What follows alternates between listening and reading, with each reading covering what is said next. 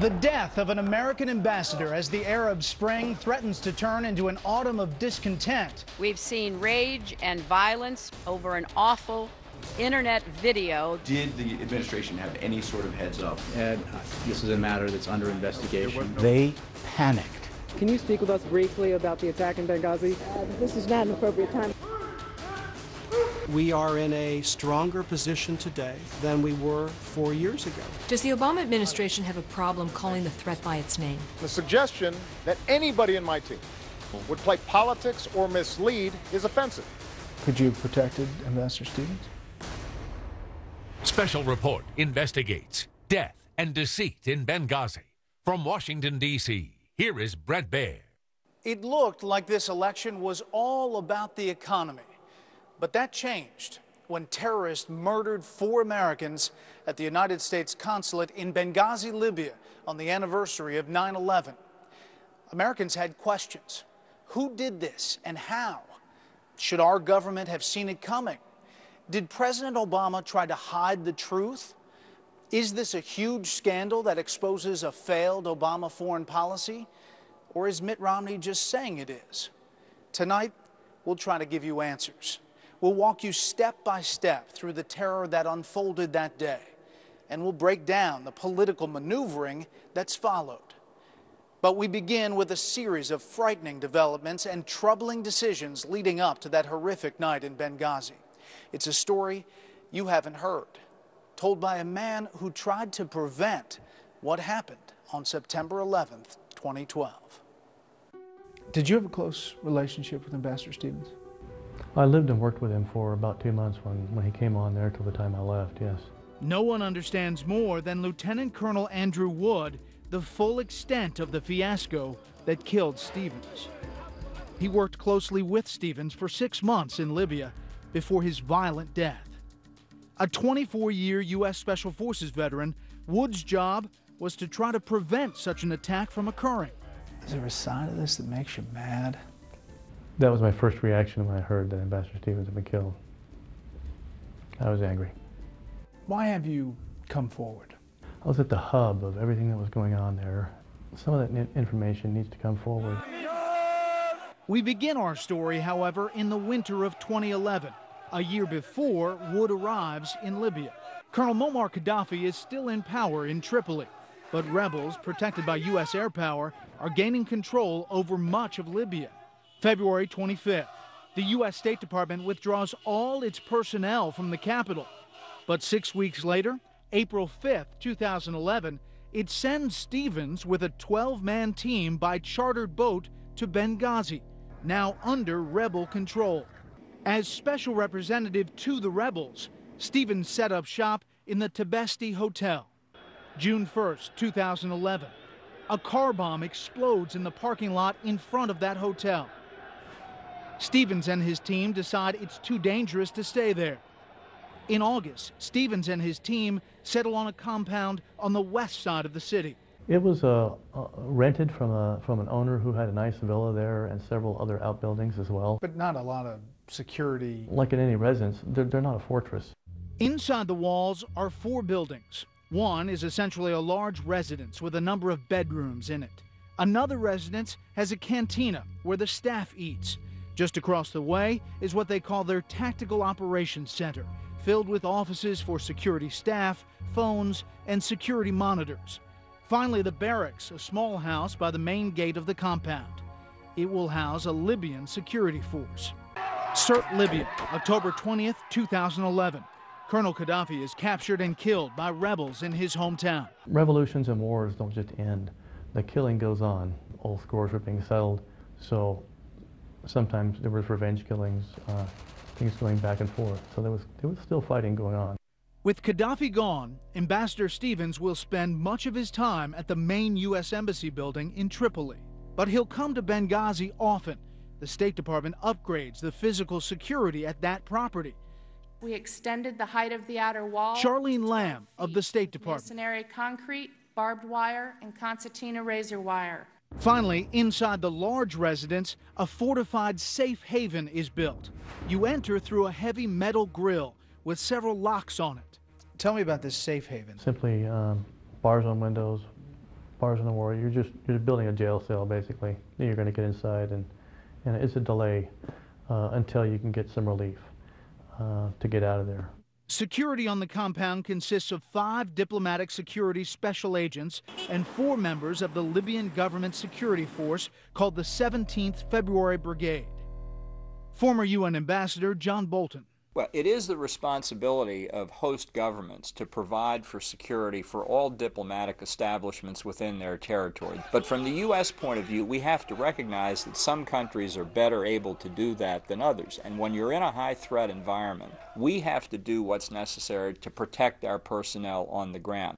There is more security at what's called the Annex, a mile away.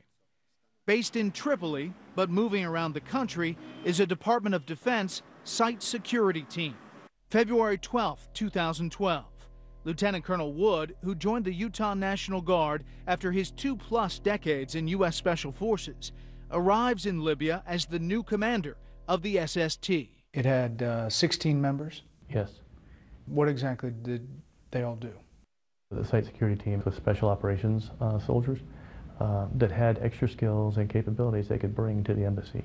Could a team that small really make a difference? The caliber of individuals on that team were the best in the United States inventory. Yeah, they can make a difference in any firefight. The problem, however, is that SST is slated to end its tour in Libya by summer's end, and the security situation is taking an ominous turn. Spring of 2012, there was an uptick in terror attacks in Libya. Is that right? That's true. I think the nature of things started to change. When I first got on the ground, it was a lot of lawlessness going back and forth.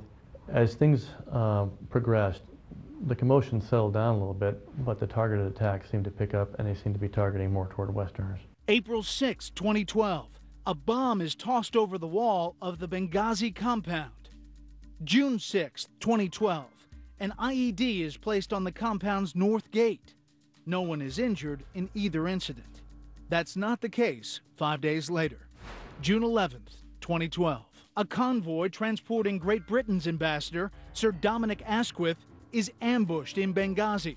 He isn't hurt, but 2 of his security aides are. Clear that was a terrorist attack. I actually conducted an investigation a couple of days afterwards, walked the ground, took photographs, examined the vehicle. So they knew what they were doing, and it was definitely an assassination attempt by skilled operators. But as I could see it, I could see the adversary growing stronger, and we were the last thing on their target list. In the past year, there have been more than 230 security incidents in Libya. And what's apparent to Wood is that terrorists are working on increasingly bigger plots. I had seen instances occur prior to that. For example, with the other bombings, you know, I saw a series of things going on that it appeared to me that they were building toward, you know, additional attacks. That's why Wood and Eric Nordstrom, the regional security officer, implored the State Department to keep Wood's SST force in Libya beyond its scheduled August departure. We weren't requesting additional security. We were requesting to keep the security that we had, and that was being taken away. So you want to keep your team on the ground, the team that was in place already? Yeah, and my team was only a small part. There was MSD, State Department MSD. That stands for Mobile Security Detachment Team. A lot of those are ex-Green Berets, ex-Navy SEALs, excellently trained folks. There was 3 MSD teams when I got on the ground there. August 5th, 2012. The State Department decides not to keep the SST in Libya, and the MSD team is being reduced as well. So who opposed the request? Charlene Lamb. She denied those requests or ignored them or just didn't fill them in cases. Why is that? Why is that? Because you knew about all these other attacks that had taken place. There had been 12, 14. we had been training local Libyans and arming them for almost a year. Okay, well, let me just interrupt. Why do you think this request was denied? I don't know. I really don't know. In the case of the SST, that was provided then by DOD. The State Department didn't have to pay money for that. I can't imagine why. I can't fill in that blank. That's part of what was trying to come out in the congressional investigations. Well, I mean, were you just flabbergasted that, like, what can we do? We couldn't even keep what we had. I think that what was motivating the State Department was that if we had security that would have truly been appropriate, it would have been an admission that conditions on the ground in Libya were not safe. And that would have violated the worldview that this had been an administration success. You left Libya in August, less than a month before the attack. August 14th. How did you feel about the security situation when you left? I didn't like it, and I said as much, and my concerns were specifically for Benghazi. September 10th, 2012. Ambassador Chris Stevens arrives in Benghazi for a full day of meetings beginning the next morning. His first trip there since Wood's security team left the country. Going to a dangerous place like Benghazi. Yes. But he knew it, didn't he? Yes, he knew. And he went anyway, because I think in his heart, mission came first. September 11th, 2012. A mob gathers at the U.S. Embassy in Cairo, Egypt, then scales the walls and burns the American flag.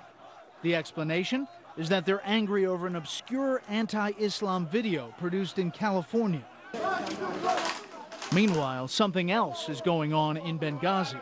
At about 5 p.m. Eastern Time, the first reports about an attack come across the wire. It won't be until morning, however, until America learns how serious that is. We weren't there. We just weren't there. And if you were, could you have protected Ambassador Stevens? Well, the more guns you have in a firefight, the better chance you have of winning. When we return, Special Report Investigates is on the scene in Benghazi. What happened that night? Greg Palcott has the story of heroism and disaster.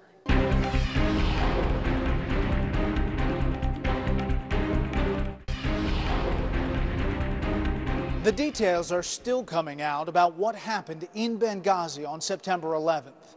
In off-camera briefings, in congressional hearings, Special Report has investigated as well. Greg Palcott took that information and went to Benghazi himself. There he talked to eyewitnesses and scoured the abandoned compound for additional clues. Now he pulls it all together and walks you through a timeline of terror you won't soon forget. September 11th, 2012, morning. The U.S. Ambassador to Libya, Chris Stevens, has a full day of meetings ahead of him. But since it's the 11th anniversary of the al-Qaeda attacks, he schedules all of them out of caution behind the perceived safety of the U.S. mission walls in Benghazi. 7:30 p.m. Stevens takes his last meeting in the large residence building with the Turkish Consul General. It ends after an hour. 8:30 p.m. Stevens escorts the diplomat to the main gate. He makes small talk in Arabic to the guards and returns inside. At this point, outside the main gate of the compound, on the other side of the U.S. mission walls in this Benghazi neighborhood, all is quiet. No stirrings of any protest, no sign of the real hell about to unfold. In fact, the ambassador decides to turn in for the night. 9 p.m., still no sign of any kind of spontaneous demonstration over that web video. A protest the Obama administration would later suggest escalated into a deadly riot. Joining Stevens in the main residence building is Information Management Officer Sean Smith and 4 diplomatic security special agents. Another agent is at the nearby Tactical Operations Center. All these agents are armed with pistols. 9:40 p.m. This amateur video apparently captures the first movement outside the compound. The mad mob of attackers break through here, the main gate, a weak point in the defense of the mission. And then they move on here to the understaffed Libya militia barracks. They storm the place. They torch it. They light up embassy cars around it, and then they move on. According to eyewitnesses, the fighters are well armed and organized, flying the radical Islamist flag, some with foreign accents. The agent in the operations center sees in monitors scores of men pouring into the compound. A diplomatic security agent working in the Tactical Operations Center immediately activated the imminent danger notification system. State Department official Charlene Lamb was working that night in Washington, and so she could follow the events in real time. He also alerted the quick reaction security team stationed nearby, the Libyan 17th February Brigade, the embassy in Tripoli, and the Diplomatic Security Command Center in Washington. Back here in the main residence, the special agent, reportedly David Ubben, comes here and gets Ambassador Stevens from his bedroom and brings him, along with Sean Smith, to this room in the safe haven. Really, aside from some medicine and other supplies, a big, dark, windowless closet. And then, outside, a locked gate. Hope for security. Ubben radios the others in the compound to say they are fine. The other security agents are scrambling amidst the gunfire and explosions, gathering up their machine guns, body armor, and ammunition from the other buildings. As two of them head back to the main residence, they're cut off by a large group of armed men. They decide to go back and barricade themselves in. At this point, there are 7 Americans at 3 different locations. Ambassador Stevens and 2 others in the main residence, 2 special agents at the second residence and cafeteria, and then here in the Tactical Operations Center, 2 more agents. Attackers all around. One group penetrates the small residence. The attackers, however, don't get to the agents, and they eventually leave. Inside the main residence, it is a different story. Attackers come in here and they ransack the place, and then they go for the locked gate. They look inside. It's dark. They can't see anything. And then they try the lock. They can't open it up. Inside, Agent Ubben has got a gun trained on them, ready to shoot if need be. But, as Lieutenant Colonel Andrew Wood says, the safe haven is only safe for a short time. It's a delay for an aggressor, but it has to rely on someone to come in to rescue him as well. That someone, Wood says, might have been his elite site security team, but they've been pulled out of the country. Either way, Stevens, Smith, and Ubben were trapped by diabolical killers who pour diesel fuel around the house, light it, and leave. When we come back, the trapped Americans tried desperately to escape. Before the break, Greg Palcott told you how terrorists overran the U.S. consulate compound in Benghazi, Libya. A handful of Americans caught by surprise, pinned down in 3 different locations. 3 of those people, including Ambassador Chris Stevens, have locked themselves in a so-called safe haven constructed in one of those buildings. The attackers can't break in, so they've set the place ablaze. Once again, from Benghazi, here's Greg Palcott. September 11th, around 10 p.m. The entire safe haven, which takes up part of the first floor of the main residence, is black with thick smoke and fumes. Ambassador Stevens, Sean Smith, and David Ubben move to a bathroom within the safe area, which has a window. They try to open it, but it doesn't help. There's just too much smoke. They drop to the floor, trying to get air, but even down there, they can't breathe. So they decide to leave the safe haven and take their chances with the armed attackers who have taken over the U.S. compound. Fighting the heat and smoke, they find another window grill they can open. This is the window that Special Agent Ubben jimmies open and crawls out of, but Stevens and Smith do not crawl out after him. And so, even though he can barely see, barely breathe, he goes back in. In fact, he goes back in and out several times. He can't find them, and he is overcome with smoke. Ubben struggles up a small ladder to the roof of the building and collapses. He radios the other agents. Another U.S. agent in full combat gear emerges from the Tactical Operations Center. Throwing a smoke grenade to hide his movements, he moves to the small residence and gets the 2 agents holed up there out. The 3 then get into an armored vehicle parked nearby and drive the short distance to the large residence. Taking turns, they crawl into the residence on their hands and knees, feeling their way through the building to try to find their 2 colleagues. They find Smith. They pull him out of the building. He's dead. Now remember, the crack site security team is gone, but there's a small unit of security at the annex a mile away. 6 Americans and 16 from the Libyan militia arrive. Some surround the compound. The others go in. They're unable to find Stevens. By 11, the Libyan forces say they can no longer hold the perimeter. The American agents carrying Smith's body pile into an armored vehicle and exit the main gate. They head for the annex about a mile away. The crowd fires upon them and throws 2 grenades under their vehicle. They take direct fire from AK-47s from about 2 feet away. Despite 2 flat tires and heavy damage to their vehicle, they keep rolling. Several blocks away, they hit more traffic in a busy Benghazi neighborhood. The car careens over the middle divider, pushes forward against opposing traffic, and finally makes it to the annex and again hope for safety. Sometime after midnight, back at the mission, looters enter the building and find the body of Stevens slumped on the floor.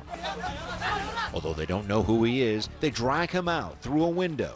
His eyes are dazed, his face smoke-stained, seemingly lifeless. When someone says he's breathing, the crowd is relieved and cheer. Allah Akbar, God is great.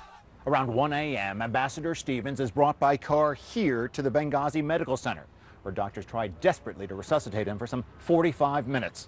They fail. He dies of severe asphyxiation. Back at the annex, the battle is on again. Fighters hitting the place with AK-47 fire and rocket-propelled grenades, forcing those inside to retreat to a building further back in the annex compound. Sometime after 1:30 at the Benghazi airport, a team of reinforcements arrives from the U.S. Embassy in Tripoli. They make their way to the annex. According to reports, they were going into an ambush. Around 4 a.m., this annex compound is hit by another wave of attacks. It is described as planned and precise. A round of mortar fire targeting the roof of a building set well behind this gate. That turns out to be dangerous and deadly. Killed in that attack, 2 security personnel, Glenn Doherty, 42, and Tyrone Woods, 41, both former Navy SEALs. Badly injured, Special Agent David Ubben, the same man who struggled valiantly to save the lives of Ambassador Stevens and Information Manager Smith. The fighters are repelled. The annex, reportedly a base of operations for sensitive intelligence work tracking militants in eastern Libya, is secured, and a decision is made to evacuate the whole enterprise. 8:30 a.m. September 12th. The second plane leaves with the remaining Americans on board and the bodies of Ambassador Stevens, Smith, and Agents Doherty and Woods. It's less than a month since the military site security team left the country, to the regret of its commander, Lieutenant Colonel Andrew Wood, who says they would have made a difference. It was the job of the SST to protect the ambassador should something like that happen. It was our job to defend the compound and engage those targets until he could be extracted. Chris Stevens was the first U.S. ambassador killed on duty in more than 3 decades. September 11th, 2012 was a tragedy that will long be remembered. Then the story moved back to Washington. Was what followed the fog of war, an attempted cover-up, or something else? Special Report investigates after the break. The carnage in Benghazi is over. The story shifts to Washington. Here's Chief White House correspondent Ed Henry. Since our founding, the United States has been a nation that respects all faiths. We reject all efforts to denigrate the religious beliefs of others. September 12th, in the Rose Garden, President Obama seems to embrace an idea he and his top aides will advance more explicitly over the next 2 weeks, that Ambassador Chris Stevens and 3 other Americans were killed in a spontaneous riot over an anti-Mohammed internet video and not a planned attack. He does use the term terror, but only in a general sense, in the context of the September 11, 2001 al-Qaeda attacks. No acts of terror will ever shake the resolve of this great nation, alter that character, or eclipse the light of the values that we stand for. He gives an interview to CBS's 60 Minutes shortly thereafter. He says nothing that has happened has made him second-guess his policies in the Middle East since the Arab Spring. I was pretty certain, and continue to be pretty certain, that there are going to be bumps in the road. Because Nevada is a battleground state. That afternoon, the president leaves for a campaign trip to Las Vegas. The President of the United States did not postpone a campaign event, even though we had been hit. I said at the time, I thought that that was the biggest political strategic mistake of the Obama campaign. Dana Perino was the White House press secretary in George W. Bush's administration. She's now a Fox News host. Just imagine if he would have said, as commander-in-chief, it is important for me to stay back here at the White House. Just imagine, everybody would have thought, wow, how responsible. Once the president had made his statement, I'm not sure what he should have done. Democrat Eleanor Holmes Norton represents the District of Columbia. Are we supposed to sit in mourning for several days and not go about our daily business? September 13th, Secretary of State Hillary Clinton suggests the attack was just a spontaneous demonstration about the anti-Islam video. There is no justification, none at all, for responding to this video with violence. Current White House Press Secretary Jay Carney says so flat out the next day. These protests were in reaction to a video. We have no information to suggest that it was a pre-planned attack. And later that day, when the President and Secretary of State greet the deceased at Joint Base Andrews, Clinton talks again about the video. We've seen rage and violence directed at American embassies over an awful internet video that we had nothing to do with. September 15th, California authorities haul Nakula Basili Nakula, the man who produced that video, in for questioning and marched him in front of TV cameras. Do you have any regrets? September 16th, U.S. Ambassador to the United Nations, Susan Rice, goes on 5 Sunday talk shows, repeating the same story each time. What happened initially was that it was a spontaneous reaction to what had just transpired in Cairo as a consequence of the video. My reaction was, where's Secretary of State Hillary Clinton? To John Bolton, who served as UN ambassador under George W. Bush, the choice of Rice is telling. From my own experience, when you're a senior American official, you don't go on the Sunday talk shows unless you're the White House choice. So that to me is an indication that there were already internal difficulties within the administration, and that perhaps Secretary Clinton wasn't seen by the White House as the best spokesperson for what the administration wanted to say. September 17th, the State Department. Does the United States government regard what happened in Benghazi as an act of terror? Again, I'm not going to put labels on this until we have a complete investigation, okay? So you don't regard it as an act of terrorism? I don't think we know enough. I don't think we know enough. From my experience, former Obama State Department spokesman P.J. Crowley. First reports inevitably have information that is correct and information that may be misunderstood or incorrect. They panicked. They panicked. Former White House Chief of Staff John Sununu is now a senior advisor to Republican Mitt Romney's campaign. This is purely a political reaction in a White House that had prepared itself to establish a narrative of a president getting rid of the threat of terrorism, using the death of bin Laden to focus on that, and waking up one morning and finding out that terrorism on 9/11 of this year was back full-fledged and even killing a U.S. ambassador. I don't see a political agenda here. I see the fog of war. It's not about politics. It's about the difficult task of reconstructing what happened. September 18th. Did the administration have any sort of heads up that violence was increasing specifically in Libya before the attack? I'm not aware of any, Ed. This is a matter that's under investigation in terms of what precipitated the attacks, what the motivations of the attackers were. That night on The Late Show with David Letterman, the story seems to shift slightly. President Obama says the video did spark Muslim outrage, which terrorists then exploited to attack and kill Ambassador Stevens. You had a video that was released by somebody who lives here, sort of a shadowy character. This caused great offense in much of the Muslim world. But what also happened was extremists and terrorists used this as an excuse to attack a variety of our embassies, including the consulate in Libya. September 19th, Capitol Hill. The head of the National Counterterrorism Center testifies and plainly states what most everyone already knows. I would say yes.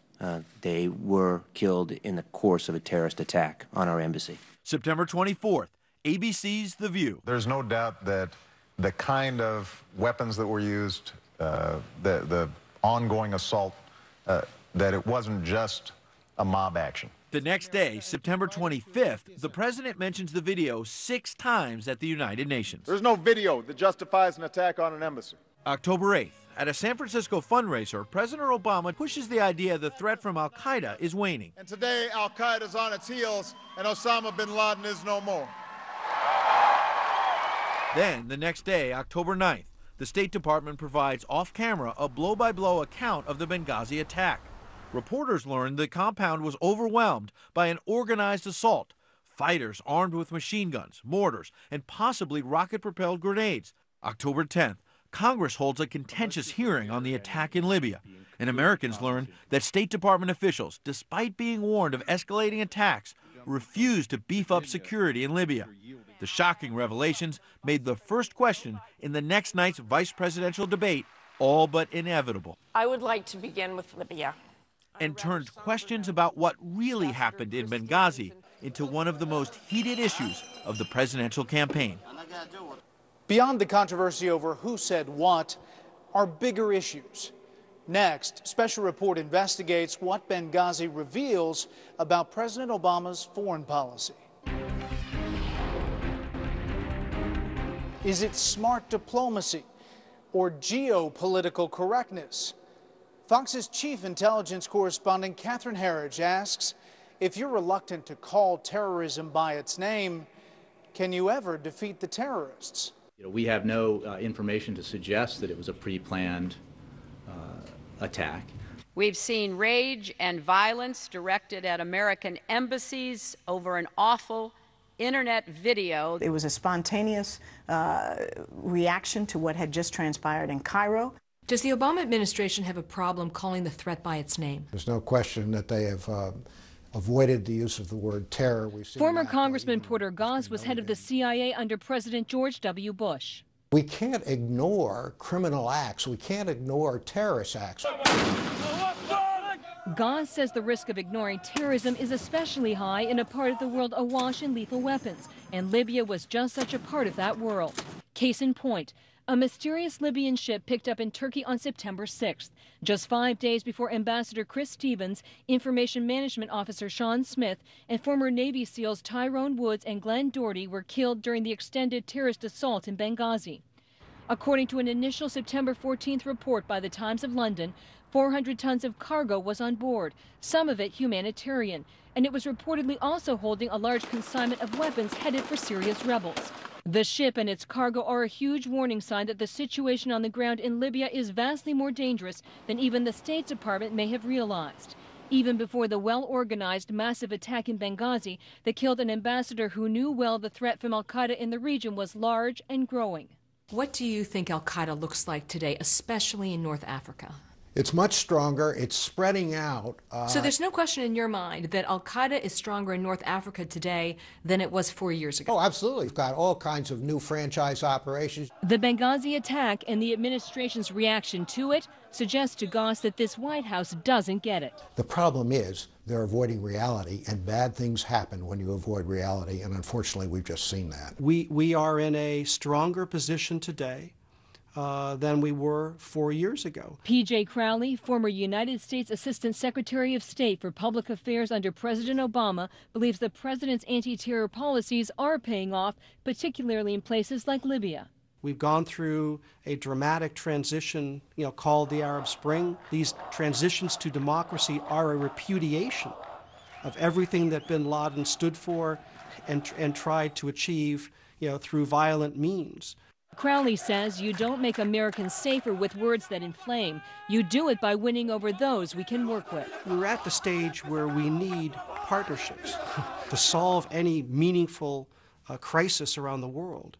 The United States can never do that alone. Do you believe that there are a lot of dead Americans as a result of this administration's refusal to call the threat what it is?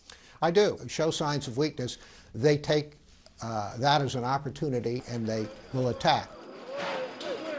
What did the president say, and when did he say it?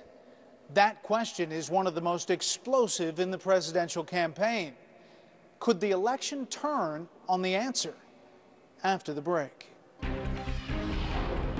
Benghazi terror attack, the White House response, the November election. Democrats accuse Republicans of gotcha politics. Republicans say this is an issue that cuts to the heart of the election. This much is certainly true. It's an issue that is not going away soon. By October, the Republican presidential nominee Mitt Romney is regularly hitting President Obama hard on Libya. The attack on our consulate can't be blamed on a reprehensible video insulting Islam, despite the administration's attempts to convince us of that for so long. But Obama Deputy Campaign Manager Stephanie Cutter insists the only reason it's a political issue at all is because Romney and Ryan are making it one. October 11th, right before the vice presidential debate, I asked her if she really meant that. What are you suggesting here? Are you suggesting that we're playing politics with this? I'm not suggesting anything. You said that you have to the concede. entire reason this has become the political topic. Right. 4 people are dead. Absolutely. And this administration, let me just get my sentence out.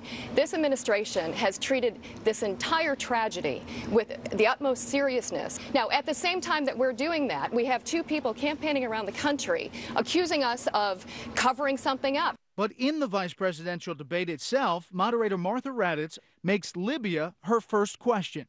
Wasn't this a massive intelligence failure, Vice President Biden? What it was a tragedy, Martha. We will get to the bottom of it because whatever mistakes are made will not be made again. Congressman Ryan. What we are watching on our TV screens is the unraveling of the Obama foreign policy. And they wanted more security there. Well, we weren't told they wanted more security again. We did not know they wanted more security again. Biden not only places the blame squarely on the State Department and the intelligence community, he also seems to flatly contradict what State Department officials have said under oath. That sends the administration backpedaling the next day, October 12th. What the vice president said was that we weren't told they wanted more security there, is what he said. That's correct. And he is talking about... He was never briefed. That's clear. He was never briefed that more security was needed. There was... Clearly, the White House is going to need a bus with, huge Truckosaurus-sized wheels for every element of the government that they're throwing under there. Conservative author and commentator Mark Steyn has written about Islamic terrorism for years. They got the intelligence community under there. I mean, they got the State Department under there. Hi, Ambassador. Can you speak with us briefly about the attack in Benghazi? This is not an appropriate time, but thanks for your interest. But Rice's boss will crawl under that bus herself. On October 15th, Monday, Secretary of State Hillary Clinton says she takes responsibility for what happened in Benghazi. I want to do everything I can to protect our people, and I also want to make sure that we track down whoever did this and bring them to justice. Clinton's mea culpa comes a day before the second presidential debate, where the president, for the first time, takes responsibility too, then goes after Romney. The day after the attack, Governor, I stood in the Rose Garden and I told the American people that this was an act of terror, and the suggestion that anybody in my team would play politics or mislead when we've lost 4 of our own, Governor, is offensive. That set off an exchange that may go down as one of the most remarkable in the history of televised presidential debates. You said in the Rose Garden, the day after the attack, it was an act of terror. It was not a spontaneous demonstration. Is that what you're saying? Please proceed, Governor.